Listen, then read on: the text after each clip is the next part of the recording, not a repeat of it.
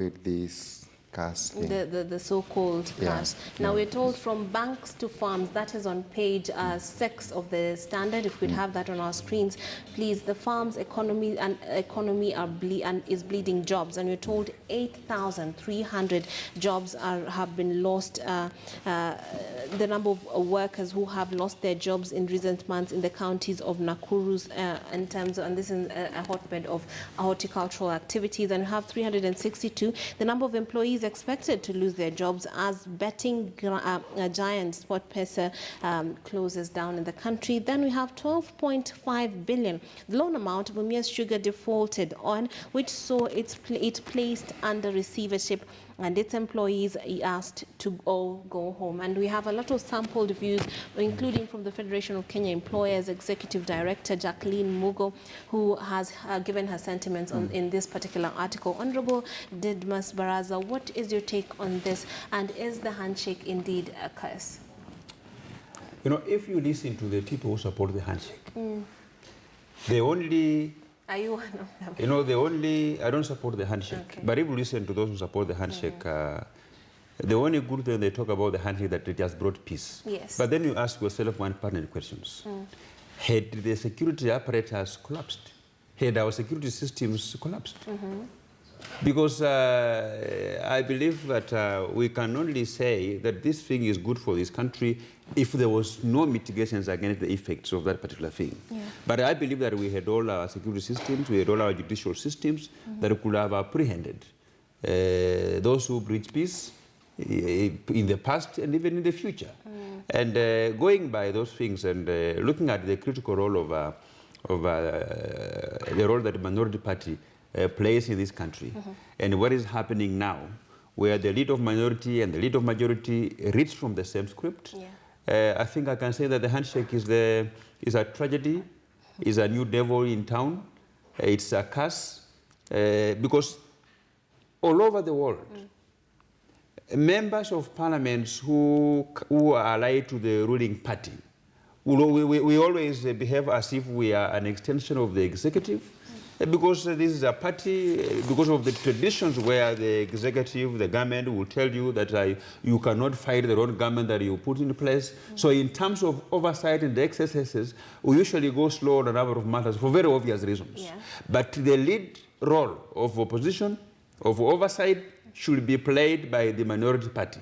This is why, even in our standing orders, parliamentary watchdogs are always in the hands of opposition parties, are always in the hands of minority parties for the very obvious reasons.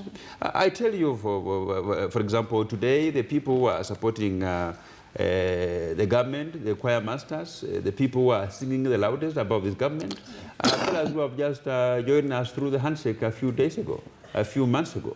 So really, the handshake is not necessary, and contrary to the belief that it's only the government that works for the people of this country, I still believe that even the opposition serves the country. Absolutely. And we have on page 7, still on that, layoffs immoral, senators say in a push for answers, still talking about the loss of jobs. And they have been outlined right there on page 7 of the standard. You're told betting, horticultural, Itare Dam, health and timber, and some of the areas within which many have lost their jobs and sources of livelihood. And Kotu Secretary General Francis Atwoli has been quoted here saying it becomes very difficult to create new job opportunities when there are wrong policies. So he's blaming the issue on politics. Do you agree, Honorable Kangata?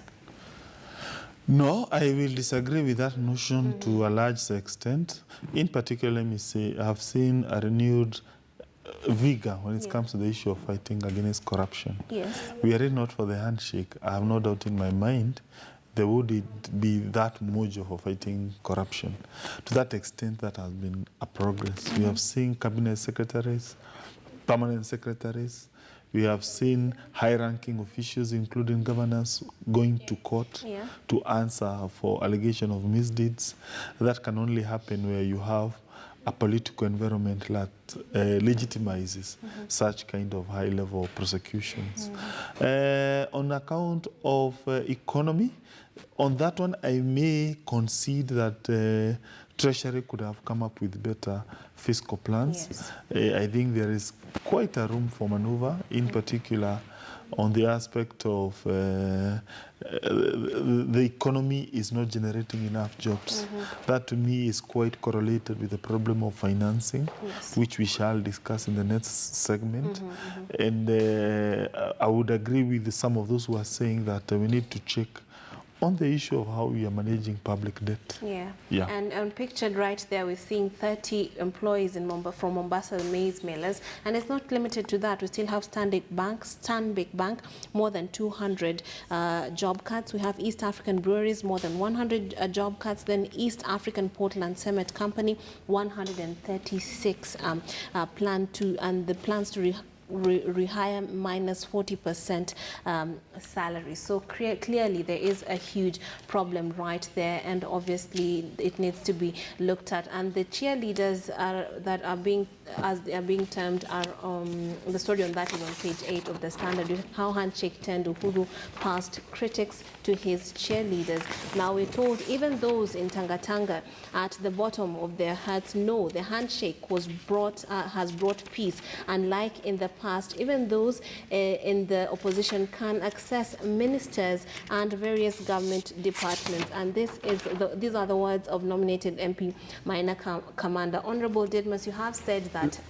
You know, if somebody says that now the members of opposition can access cabinet ministers, Yeah. I mean, that is, to me, is a juvenile statement.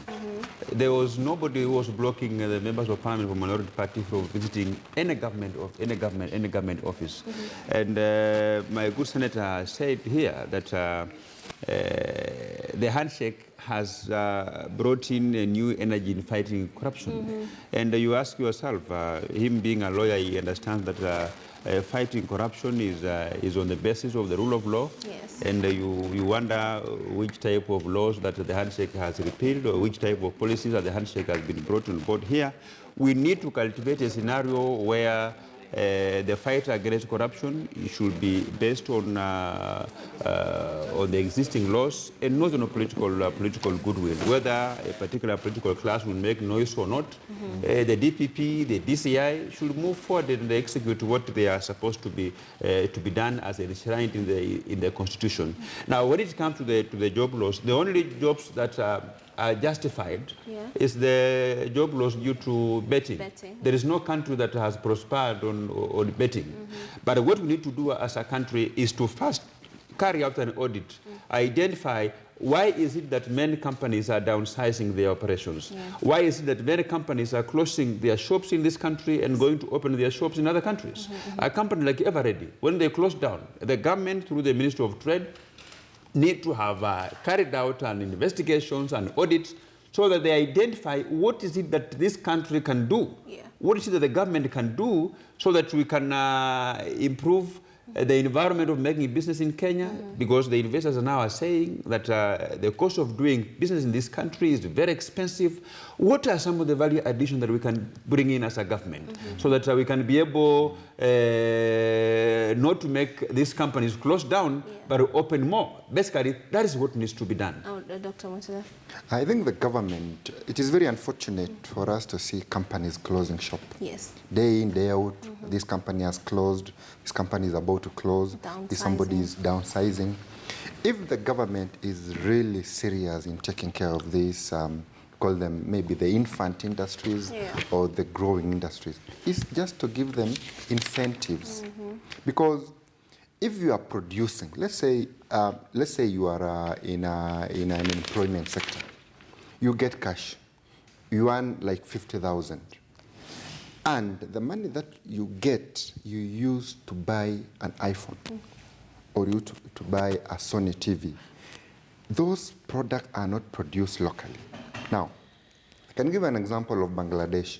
Bangladesh is a country that is producing 20 times the size of what Africa is producing in terms of textile. Why? Because the government has given them incentives and they are producing these designer clothes, the Chicago Bulls t-shirts and exporting to US. Now, another example is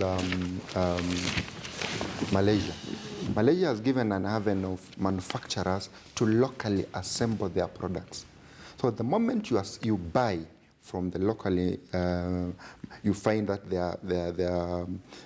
even the Boeing, the spare parts, everything is actually being processed in Malaysia. So the moment everything, cash comes from the production sector, people have earned salaries, and then they spend on locally manufactured products, the money actually in circulation remain there.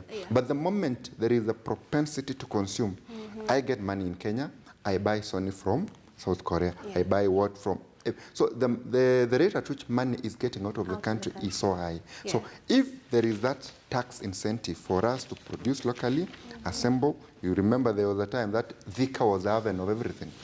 Everything was made in Thika. It was our China then. Car assembly was there, everything was there. But all of a sudden, even the processing of fish, it is dead. So we need to go back. Again, I like what Mheshimiwa said, the Ministry of Trade have their own meeting and tell us what is the problem. Well, on that, could you explain the tax incentives that the government can give, as opposed to hoping that just taking the taxes from people would help create revenue? Because I believe the idea is that the more we tax the people, the more revenue for the government. But if we give incentives and give the government time, or the economy time to grow, then it will have long-term positive effects, even in terms of job creation. So let's say a product is being produced in Kenya. Yes. So you might say that, let's say, I can give an example of,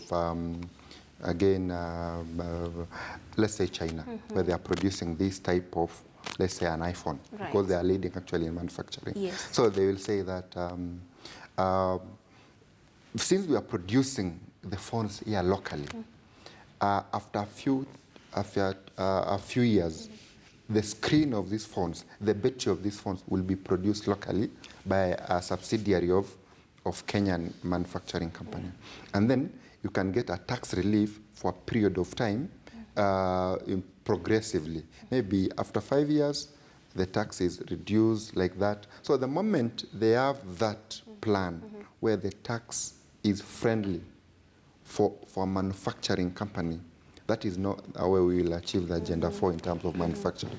But the moment we tax them more, and then again, you remember the case of Rwanda. Rwanda has a one-stop shop for everything, for tax, for startup of the company, just a Huduma Center. But now we need a Huduma Center for the manufacturing industry, so that if a company is coming from X country, it comes here, it has everything there, other than being frustrated that you realize so the Dangote wants to come to Kenya, but there is a lot of bureaucracy. And corruption. Yes. Yeah. And, and basically, just to add on what you said, in the very basic terms is that if you have 10 companies, you will tax them more to meet your obligations. But if you have 1,000 of them, then you reduce the taxes and you get more money. So it's just a matter of widening your tax collection base, and you reduce the amount of tax that you are taxing individual companies. Because when you tax them heavily, one of the problems I'm noticing in this panel is failure to appreciate some of the interventions the government has done towards assisting the manufacturing sector in this country. When you look at the GDP, the contribution of various sectors, you will see that the service sector contributes about 32%, the agriculture sector about 60%, and then let's say the so-called manufacturing, it has been contributing about 8 or 10. But for the last several years, we have seen government coming up with very good incentives to ensure manufacturers, they expand their business. One, we had a problem of fake goods coming to this country, making our industries quite uncompetitive. As a result of that, now currently, you cannot import anything without producing something they call certificate of conformity. That is, let's say you are shipping goods from China. There is a company that has been appointed by the government in China to ensure the goods coming to Kenya conform to the Kenyan standards. That is a form of what we call non-tariff barrier, which is positive for the growth of local companies. As a result, I can tell you these days, you cannot bring a defective good in Kenya. That is something we need to laud the government. Number two, the cost of electricity in this country has been going down. Government came up. It, though? Yeah, it has. In fact, I can give you a good example. 2014, one bag of cement used to cost how much? 650, 700. One bag of cement. Because the greatest component of cement production is power. Currently, we are now, those industry, government came up with an incentive of saying if you produce at night, you get a lower tariff from Kenya Power. As a result, now we have seen the price of cement tumbling down to almost 550 per bag at the retail price. That is progress. That is progress. Tricks. You know, I am an expert in quality management systems. Yes. It doesn't matter how many interventions you invent and put in place. What matters is at the end of the day, are companies downsizing the operations or not? If they are downsizing the operations, then it means that the interventions, let me finish first, Senator.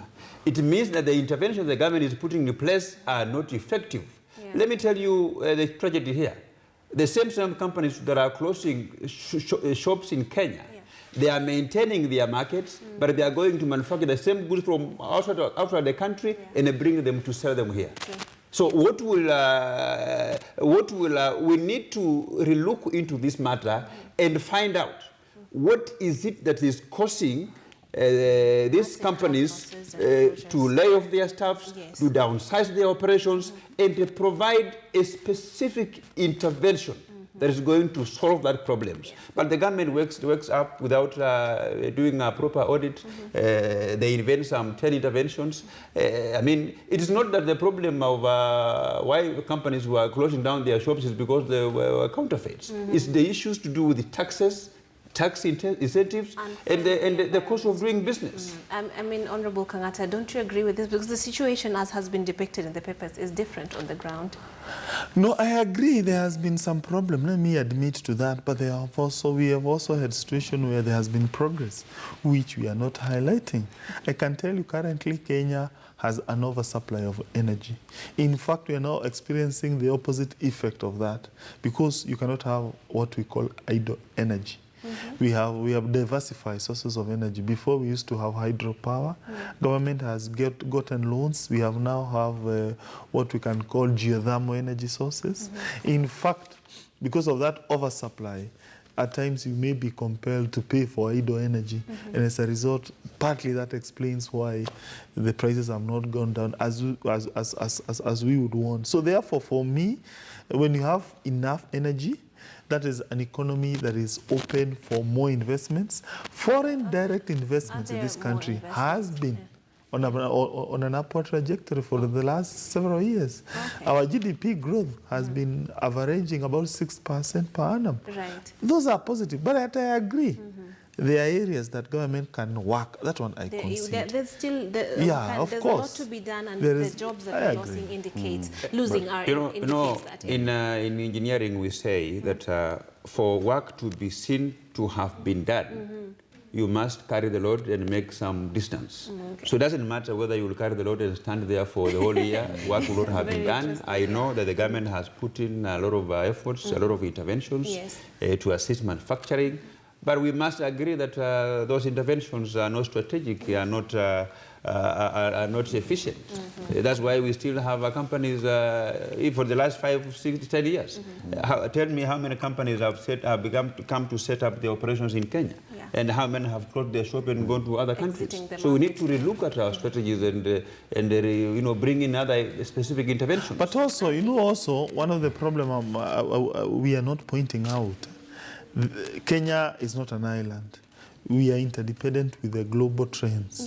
And there has been negative global trends economically. Number one, the impact of China-US problems. What is the impact? Number two also, what is the impact of a rising China on countries which don't have a very strong economic base. Well, those economic trends that are negative, as you say, are seemingly not touching Rwanda, as you've said, because they have launched the marathon, they're manufacturing their own smartphones.